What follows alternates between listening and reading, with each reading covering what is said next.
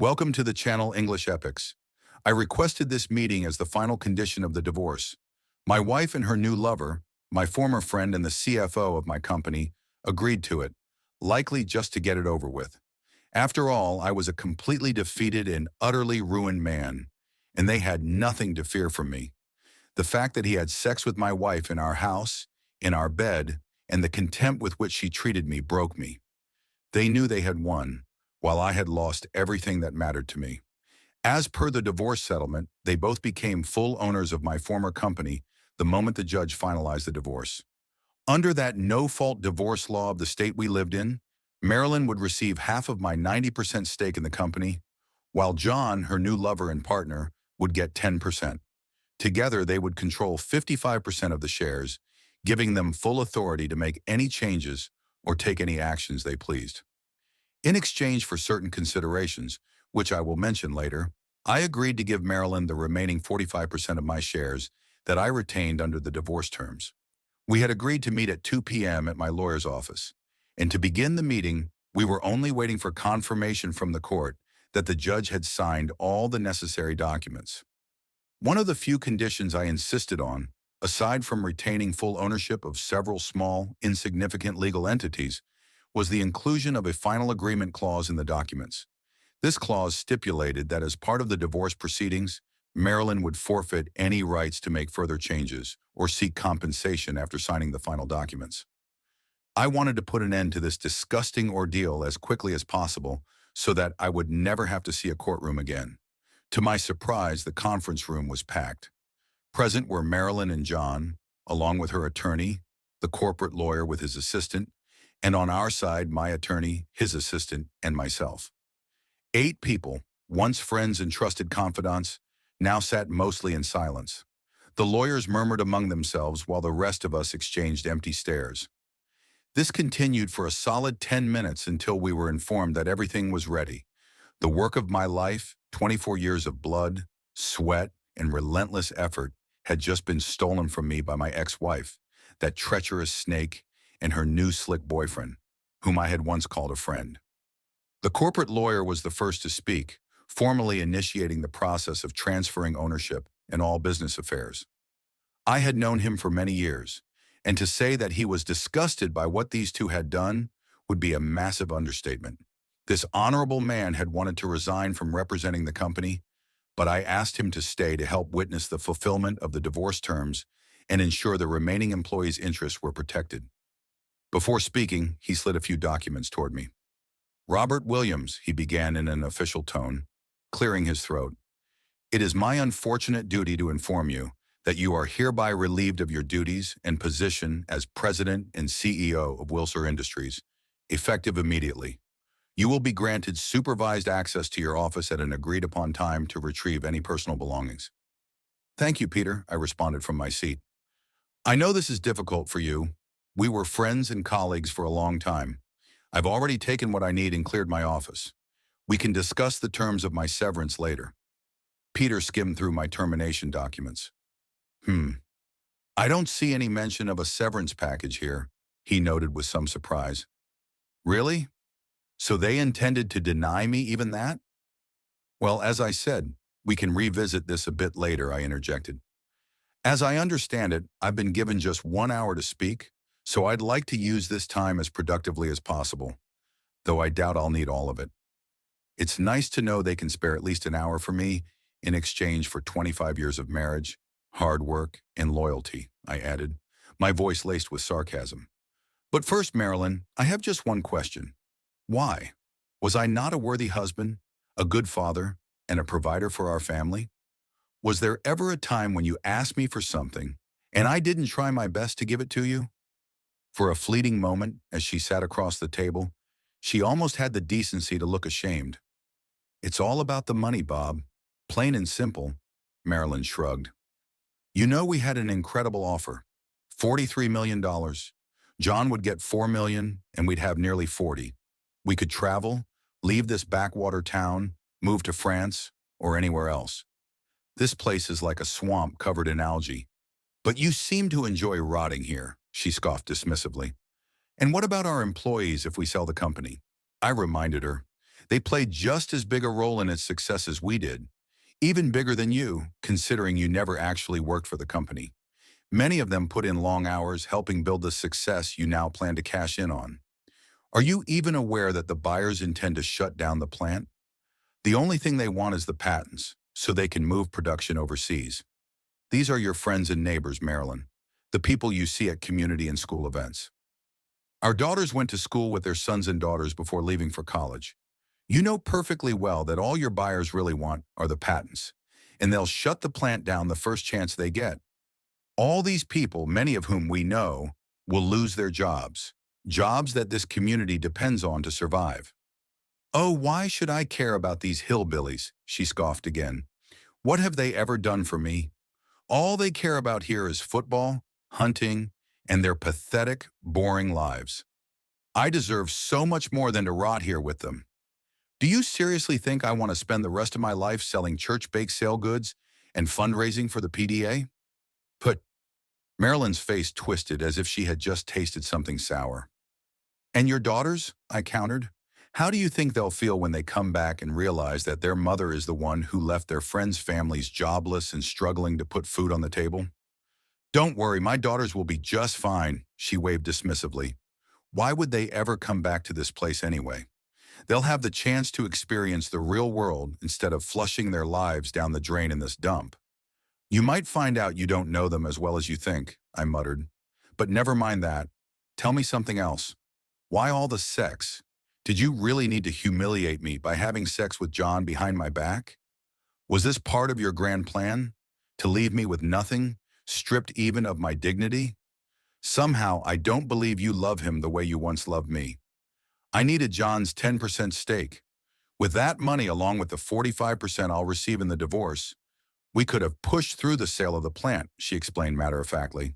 And the sex? Well, sex was just part of the agreement, Marilyn shrugged. Once we sealed the deal with sex, there was no turning back. With your narrow-minded morals and outdated notions of loyalty, duty, and honor, I knew that once you caught us, you'd never be able to forgive. As for John, by reinvesting all the profits back into the company, he wasn't making any real money aside from his salary. But now he'll be able to cash out millions from the sale. John wants to get out of this town just as much as I do. Her lover, lounging lazily in the chair beside her, nodded in agreement with a smug grin. But what none of us expected, my ex-wife continued with a grimace, was that you'd pull a stunt like this, trading your 45% stake in the company for pensions and severance packages for all the employees who might lose their jobs due to the sale or forced shutdown of the company. So you had sex in exchange for money, I stated the obvious. We won't discuss what women who do that are usually called.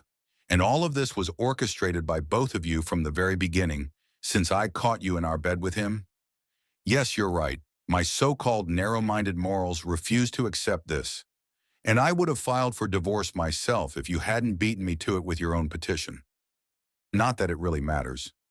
I'm just curious, was this your idea or John's? Let's just say she found John's hand and covered it with her own.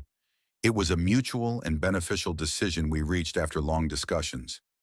Maybe John and I don't love each other, but we share the same views and goals. By this point, Marilyn was already showing signs of impatience. Listen, Bob, we only agreed to this meeting because of the divorce formalities, but all this talking seems pretty pointless to me.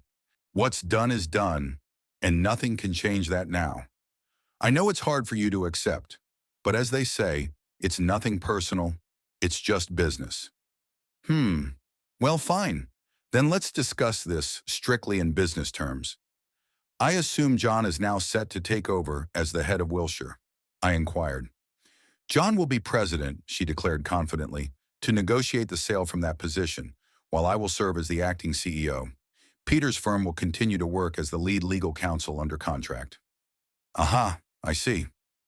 Well then, let's start by discussing my severance package, I suggested to the opposing party, rustling the paper spread out on the table before me. Right. According to the terms of the recently registered divorce decree, any employee who is not a shareholder of Wilshire at the time this court ruling takes effect and who is terminated for any reason within 3 years of the judge's signing, that is, from 2:10 p.m. today, is entitled to a severance payment equal to 1 year's salary based on the company's pay scale in effect at the time of signing. Additionally, all funds necessary to cover 100% of severance payments for all company employees have been transferred to an independent escrow account. This account will remain operational even in the event of the company's bankruptcy, I stated, reading from the official documents in front of me. One more condition: if the plan is sold and the new owners later decide to shut it down, the severance provision will be enforced. Peter, do you confirm that everything I've just stated is accurate and in accordance with the documents? I turned to our lawyer. Yes, these are the terms of Marilyn Williams's acquisition of ownership, as stipulated in the divorce agreement. He nodded, joining the conversation. As you already know, a deposit account was created, overseen by an independent legal entity. To fund this account, Wilshire had to take out a substantial loan, a step I opposed, I might add. However, Mrs. Williams's legal team managed to secure court approval for it. As I recall, Peter turned to me. You removed yourself from all actions related to this matter to avoid even the slightest suspicion of bias or allegations of corporate misconduct, which now allows you to be involved in this case. In that case, according to the terms of the agreement, since my termination occurred after the divorce was finalized, I am entitled to my full annual salary, which must be paid immediately, I stated again. As you can see from the presented documents and copies of the latest payroll statements, I, as the company's president and CEO, am entitled to a compensation package of $1.2 million per year. I will be submitting a request for this amount to be transferred from the previously mentioned escrow account, I said in a dry, businesslike tone, asserting my rights. Marilyn, John, I addressed the two fraudsters once more.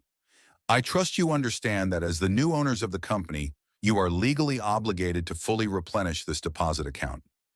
Any shortfall in funds must be covered by you before the stock sale, and any potential deficit must be accounted for and disclosed in the financial report, again, before the sale of the company. Bill, are all the documents ready? My lawyer slid several papers across the table toward me. I carefully reviewed them for a couple of minutes before handing copies to Peter, John, and Marilyn. I hereby notify you, I began, that Williams Trust Corporation, of which I am the president and sole owner, is revoking all licenses and production rights for any products protected by patents owned by Williams Trust and currently manufactured by Wilshire Industries. This decision will take effect at the end of this month. Lifting my eyes from the documents, I took a moment to observe the silent representatives of the opposing side before returning my attention to the papers and continuing. Since these rights are governed by a monthly production agreement, you will find that this decision fully complies with the terms of the existing contract. Therefore, the exclusive rights to production remain unequivocally with Williams Trust Corporation.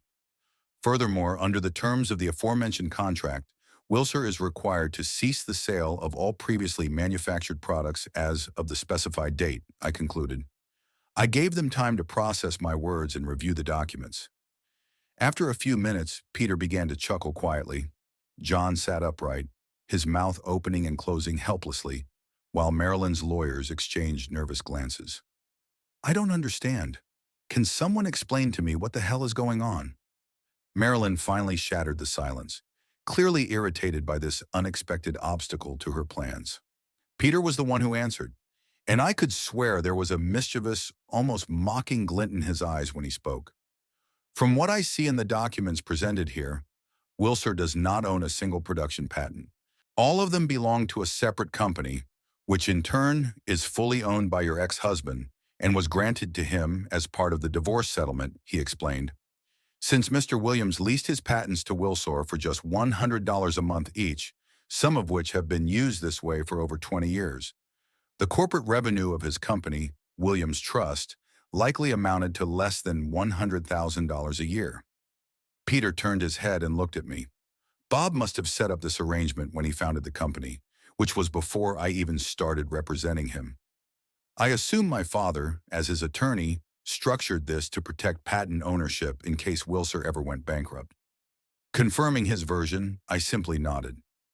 As I mentioned before, Peter and I were not just colleagues but friends. But I still don't get it. An agitated Marilyn slapped her palm against the papers, nearly scattering them across the table. Why the hell does it even matter that Bob owns some tiny company with a ridiculous $100,000 income? We weren't planning to keep manufacturing anything anyway. We were going to sell the company and shut it down. John finally snapped out of his stupor and turned on his accomplice-turned-lover. It matters, you dumb cow, because we have nothing to sell. The only thing buyers were interested in was the patents, and they still belong to Bob. He shot me a venomous glare. And all we have is a company drowning in millions of dollars in debt with zero assets. We can't produce anything. We can't sell anything. And we took out massive loans just to fund that damn escrow account. Now we don't even have a way to recover our losses. By the end of the month, we'll have to fire every single employee and pay them a full year's salary. And even the money for that is locked away. We can't touch a single cent. We are completely screwed. He raged. Then suddenly something flickered across his contorted face, a thought that seemed to offer him some form of twisted consolation, calming him down to an almost unnerving, Olympian composure as he continued speaking. So, in about a month, we'll go under, completely bankrupt. Well, at least I'll get my full year's salary after this fiasco. But you, my dear, I doubt you'll be left with anything. Marilyn slumped in her chair, her face drained of color as she finally grasped the full scale of her disastrous situation. I left it to Peter to deliver the final, but no less satisfying blow. Actually, John, as a shareholder at the time the company was founded, you are not entitled to a severance package to avoid a conflict of interest, he concluded with perfect finality. Over the next 6 months, I bought up all of Wilshire's assets at auction and restarted production at the plant.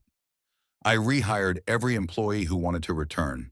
Some, after receiving their full year's salary, moved on to other ventures, starting businesses, starting families. The rest enjoyed a fully paid 6-month break, followed by another 6 months of double wages. As for Marilyn and John, bankruptcy stripped them of everything. Though in the end, my ex-wife did manage to fulfill her dream, she finally ran away from our town.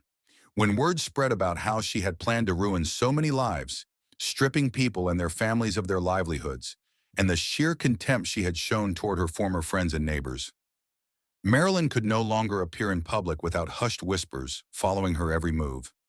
Sometimes she even encountered outright hostility. Yes, I did help her in the end. I set aside some money so she could rent an apartment, though I did it more for my daughters than for her. But I never saw or spoke to Marilyn again. The only thing I heard was that instead of dull charity fundraisers and parent-teacher meetings, she was now spending her days waiting tables at some roadside diner. Both of my daughters joined my company, admitting that they enjoyed the charm of small-town life. And me?